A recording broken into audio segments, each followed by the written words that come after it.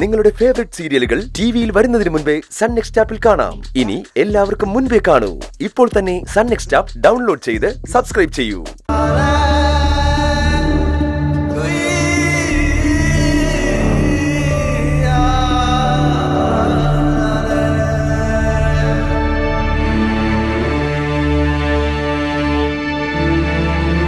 അമ്മേ, സോറി. അമ്മ എന്നോട് ക്ഷമിക്ക്. ഞാൻ മനഃപൂർവ്വം അല്ലല്ലോ ഈ ഫോട്ടോ ഉടച്ചത്.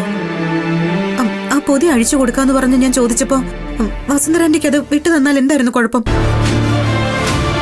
ഇനി ഞാൻ ആരെയും കുറ്റപ്പെടുത്തുന്നില്ല. തെറ്റെന്റേത് തന്നെയാ. പ്ലീസ് എന്നോടൊന്നും മിണ്ട്. നിന്റെ സ്ഥിര ഏർപ്പാടാണല്ലോ ഇത്.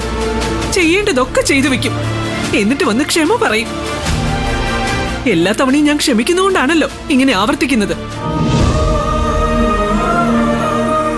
ഒരിക്കൽ പൊട്ടിപ്പോയ ഫോട്ടോ വീണ്ടും ഫ്രെയിം ചെയ്തു കൊണ്ടുവന്നപ്പോ എനിക്കൊരാശ്വാസം തോന്നിയതായിരുന്നു.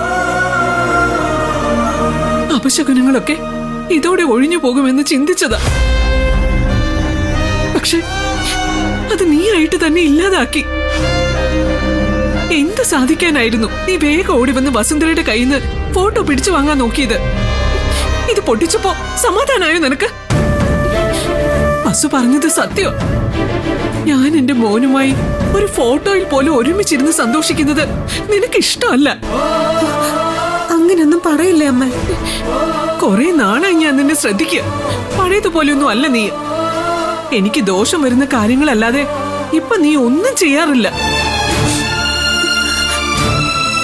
ഗൗതമിനെ നിർമ്മലയുടെ അരികിലേക്ക് അങ്ങനെ കൊണ്ടുപോകരുതെന്ന് ഞാൻ പലവട്ടം നിന്നോട് പറഞ്ഞിട്ടുള്ളതല്ലേ? എന്നിട്ട് നീ കേട്ടോ? ഇല്ല. ഓരോരോ കാര്യങ്ങളും കാരണങ്ങളും ഒപ്പിച്ച് നീ അവനെ നിർമ്മലയുടെ അരികിൽ എത്തിക്കുന്നു.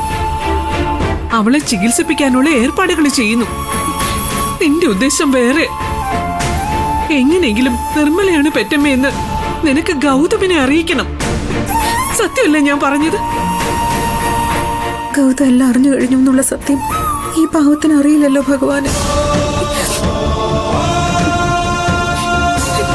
എന്റെ മക്കളെക്കാൾ ഞാൻ സ്നേഹിച്ചത് മരുമോളായ നിന്നെയാണ്. എന്റെ വാക്കുകൾക്ക് എതിർവാക്ക് പറഞ്ഞിട്ടില്ല നീ. എന്റെ ഇഷ്ടങ്ങൾക്ക് എതിര് നിന്നിട്ടില്ല നീ. പക്ഷെ ഇപ്പൊ അങ്ങനെയല്ല. നിനക്ക് പ്രിയം അവളോട്, ആ നിർമ്മലയോട്. ഞാനിപ്പോ രണ്ടാം സ്ഥാനക്കാരിയായി. എന്നെ വേണ്ട നിനക്ക്. അബദ്ധത്തിൽ എന്റെ കയ്യിൽ നിന്ന് ഈ ഫോട്ടോ ഒന്ന് പൊട്ടിപ്പോയി. അതിനാണോ അമ്മ ഇങ്ങനെയൊക്കെ പറയുന്നത്? ഞാൻ വെറുതെ പറയുന്നതല്ലോ. നീ ആഗ്രഹിക്കുന്നതെല്ലാം നീ നേടിയെടുത്തോണ്ടിരിക്കുക. ആ ശിവാനി ഇവിടേക്ക് തിരികെ കൊണ്ടുവരണമെന്ന് നീ വാശി പിടിച്ചു. ഞാൻ എതിർത്തിട്ട് പോലും നീ അത് സാധിച്ചെടുത്തില്ലേ? ഇനി നിന്റെ ലക്ഷ്യം എന്താണെന്ന് എനിക്ക് നന്നായിട്ട് അറിയാം. ഗൗതമിനെ എന്നിൽ നിന്ന് അകറ്റിയെടുത്ത് അവനെ കൊണ്ടുചെന്ന് നിർമ്മലയ്ക്ക് കൊടുക്കണം. അത് തന്നെയല്ലേ നിന്റെ ഉദ്ദേശം? ഉള്ളത് പറയാലോ നിധി. നീ എന്റെ മുന്നിൽ അഭിനയിക്കുക. സത്യമല്ലേ നിധി?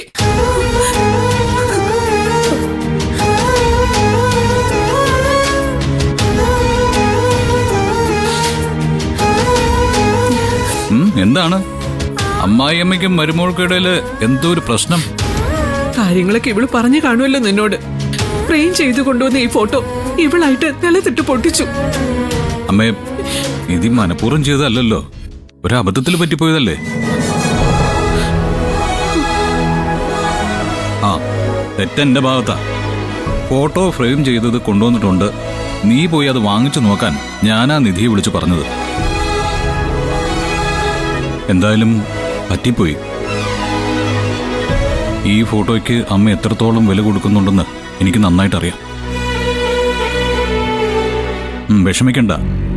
നാളെ തന്നെ ഓഫീസിൽ പോയില്ലെങ്കിൽ ശരി, ഇത് ഞാൻ ഫ്രെയിം ചെയ്ത് കൊണ്ടുവന്ന് അമ്മയുടെ കയ്യിൽ തന്നിരിക്കും. ഇനി ഇത് കൊണ്ടുപോയി ഫ്രെയിം ചെയ്ത് കൊണ്ടുവരുന്നത് വരെ കാത്തിരിക്കുന്ന എന്തിനാ? ഇതിന്റെ തന്നെ വേറൊരു കോപ്പി ഉണ്ടായിരുന്നില്ലേ? അത് നിധിയുടെ കയ്യിലിരിപ്പില്ലേ?